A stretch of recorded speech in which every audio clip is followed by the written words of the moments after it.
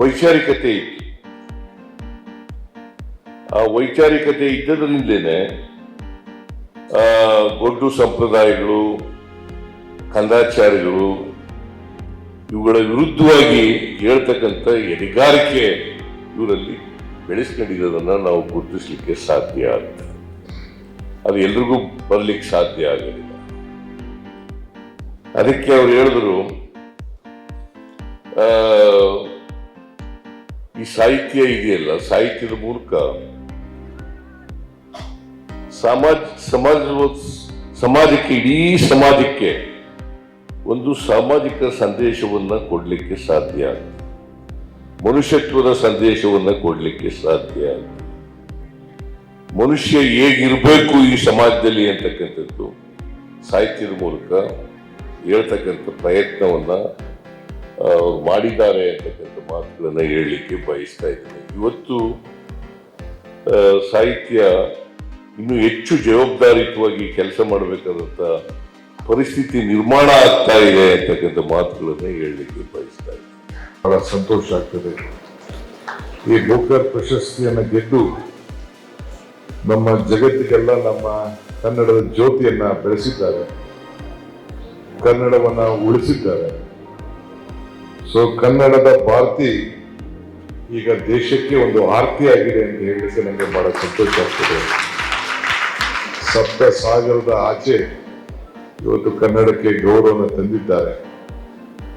ನಮ್ಮ ದೇಶದಲ್ಲಿ ನಾನು ಹಿಂದೆ ಕೂಡ ಕನ್ನಡ ಸಂಸ್ಕೃತಿ ಸಚಿವರಾಗಿ ಕೆಲವು ದಿನ ಕೆಲಸ ಮಾಡಿದೆ.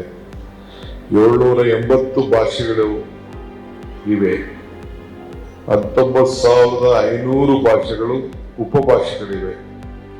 ಪ್ರಪಂಚದಲ್ಲಿ 88,000 ಭಾಷೆಗಳಿವೆ ಅಂತ ಹೇಳಿ ನಮ್ಮ ಮಾಹಿತಿಯಲ್ಲಿ ಎಲ್ಲೋ ಒಂದು ಪುಸ್ತಕದಲ್ಲಿ ನಾನು ನೋಡಿದ್ದೇನೆ. ಹಿಂಗೆ ಎಲ್ಲರೂ ಕೂಡ ಅಭಿಮಾನ. ಬ್ರಿಟಿಷರು ನಮ್ಮ ದೇಶನ ಆಳುವುದ್ರು.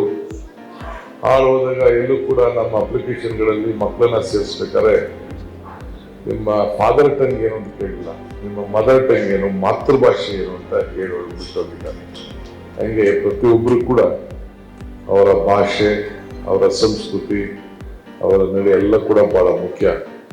ಈ ಸಂದರ್ಭದಲ್ಲಿ ನಾನು ಮಾತಾಡೋಕ್ಕಿಂತ ಸರ್ಕಾರದ ಪರವಾಗಿ ಅವರಿಗೆ ನಮ್ಮೆಲ್ಲ ಗೌರವನ್ನ ಉಳಿಸೋದಕ್ಕೆ ಶ್ರೀಮತಿ ಬಾನು ಮುಸ್ತಾಕ್ ಅವರಿಗೆ ಮತ್ತು ಶ್ರೀಮತಿ ದೀಪಾ ಜಾಸ್ತಿ ಅವರಿಗೆ ತುಂಬ ಹೃದಯದ ಅಭಿನಂದನೆಯನ್ನು ಅರ್ಪಿಸಲಿಕ್ಕೆ ನಾನು ಬಯಸ್ತೇನೆ.